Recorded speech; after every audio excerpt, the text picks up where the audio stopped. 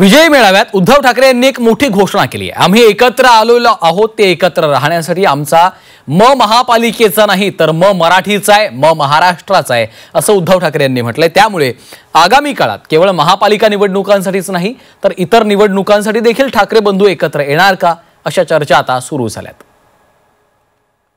मी राजला परवा फोन केला, अरे जसं काय आपल्या पिक्चरचा प्रीमियर होता असं सगळेजण विचारतात आज कसं येऊ।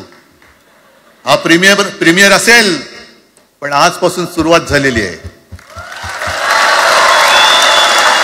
आजपासून सुरुवात झालेली आहे।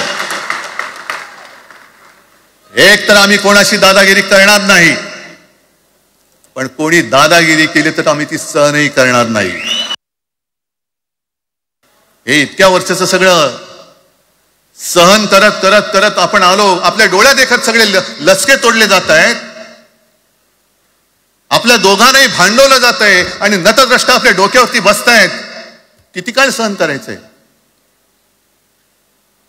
प्रत्येक वेळेला काही झालं की भांडाभांडी लावायची। आता सुद्धा तेच होणार आहे। म्हणजे आम्ही एकत्र येणार, आल्यानंतर निवडणुकीपर्यंत एकत्र राहतील का?